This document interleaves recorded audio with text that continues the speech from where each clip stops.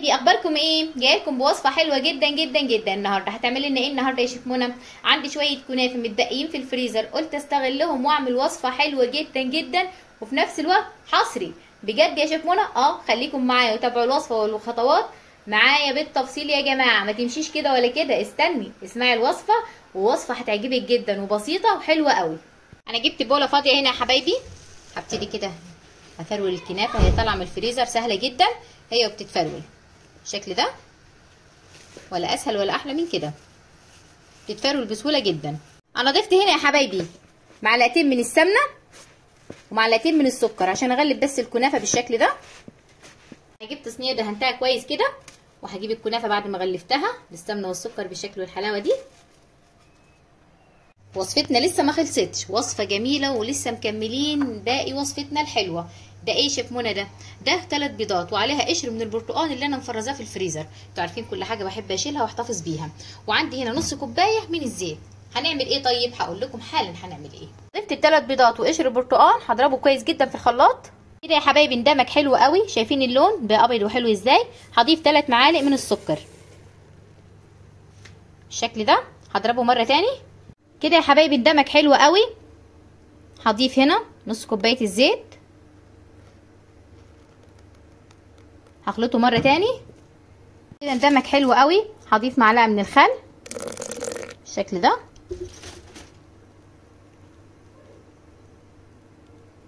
وهنا يا حبايبي هضيف علبه من الزبادي بالشكل والجمال ده، هخلطه مره تاني بالشكل ده يا حبايبي. انا ضفت الخليط كله هنا في البوله. هضيف هنا شويه من الفانيليا، وبنفس علبه الزبادي ضفت فيها شويه من الحليب كده، مش موجود ضيفي ميه مش مشكله. هقلب كل الخليط الحلو ده بالشكل والجمال ده. انا ضفت الدقيق يا حبايبي، وكيس من البيكنج باودر بالشكل ده، وكوبايه ونص من الدقيق بالشكل ده. هبتدي ادمج الخليط كده بالشكل والجمال ده، ولا اروع ولا احلى من كده. وصفه جديده ومتميزه وحصري يا جماعه، وتستحق التجربه في نفس الوقت. ده القوام اللي انا عايزاه بالظبط. شايفين الجمال؟ ولا اروع ولا احلى من كده. بسم الله ما شاء الله عليه، حلو جدا. انا ضفت معلقتين من جوز الهند بالشكل ده، حلو قوي.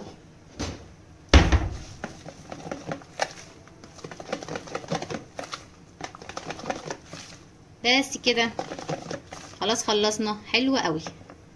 جبت طبقه الكنافه اللي عملناها كده في الصينيه الاول، وهضيف عليها الخليط الحلو قوي اللي عملناه مع بعض، ولا اروع ولا احلى من كده بالشكل ده يا حبايبي. ضفنا الخليط كله، وزعها حلو قوي كده،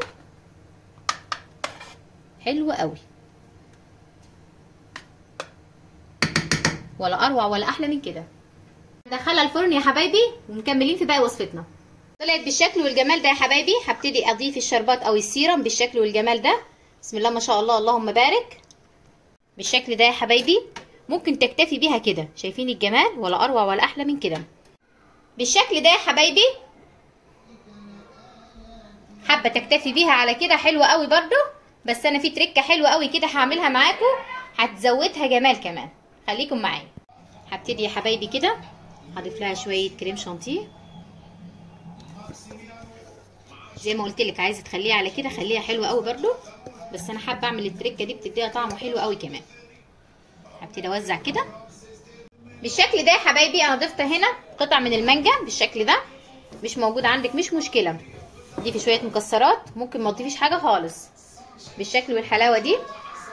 ميكس الكيك مع الكنافه بجد روعه وحكايه.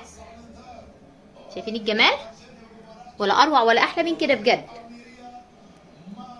الشكل ده يا حبايبي. ولا اجمل ولا احلى من كده، اجمل من الجاتو بجد. شايفين؟